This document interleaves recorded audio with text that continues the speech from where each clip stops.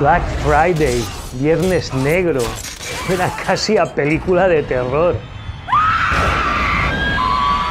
Parece ser que alguna iluminada mente de marketing estadounidense, al ver esta peculiaridad contable, decidió no solo hacérselo venir bien, sino incluso aprovechar lo chocante del nombre para aumentar su impacto. Y a juzgar por los resultados, parece que lo consiguió.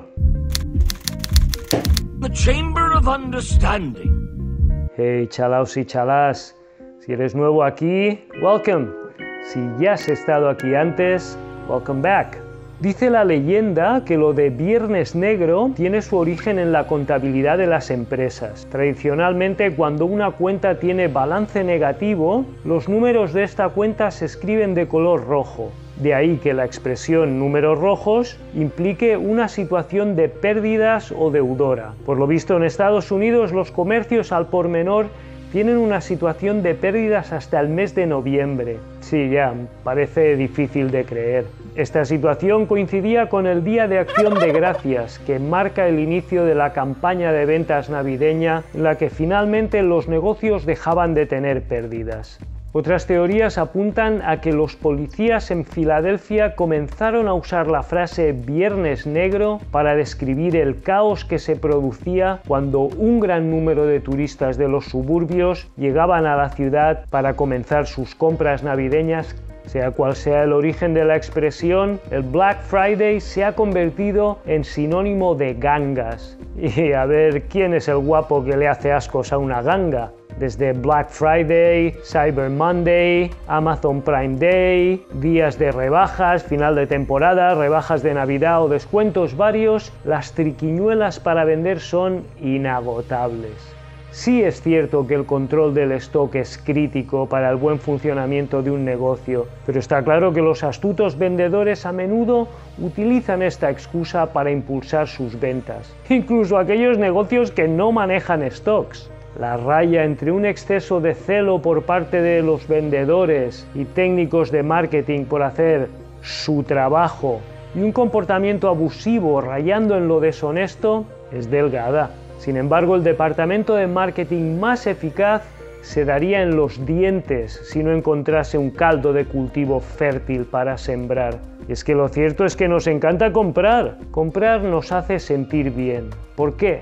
La psicología nos da algunas pistas. Por lo visto, una de las claves está en la dopamina. La dopamina es el neurotransmisor de la búsqueda del placer, que se libera cuando el cerebro espera una recompensa. Y tiene una gran cantidad de efectos positivos sobre nuestra salud, trabajando de forma conjunta con la adrenalina y la serotonina, hasta el punto de que seguramente no podríamos sobrevivir sin ellas. Sin embargo, la dopamina, tanto en exceso como en defecto, puede tener consecuencias funestas para nuestra salud. En el caso que nos ocupa, diversos estudios apuntan hacia un incremento en los niveles de dopamina incluso antes de hacer la compra.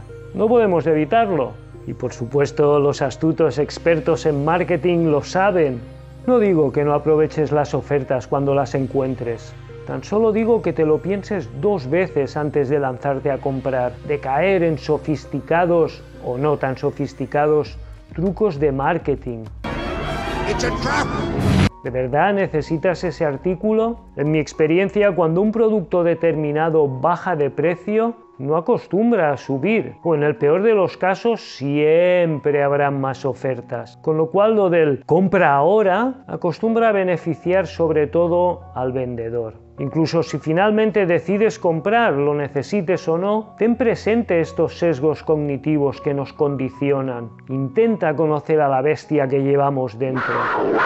A veces comprar puede ayudarnos a mantener a la bestia a raya, a solucionar una pequeña depresión, a salir del bache. Y no tienes por qué esperar al Black Friday o cualquier otra promoción, que estoy convencido en muy raras ocasiones valen la pena. Pero si estos latigazos de dopamina son cada vez más frecuentes, si todos los indicios apuntan a que estás empezando a perder el control, que ya no eres tú el que lleva el timón, esto lo notarás porque cuando no puedes comprar, eres infeliz. Tengo malas noticias. Eso empieza a parecerse un poco a una adicción. En este caso particular, Se llama trastorno de compra compulsiva. Como dije en uno de mis primeros vídeos, ¿qué es lo más importante para ti? Cuídate mucho, quiérete, habla, escucha. Como siempre, gracias por aguantar hasta aquí. Comparte, suscríbete, dale al me gusta y toda la mandanga si crees que ha valido la pena.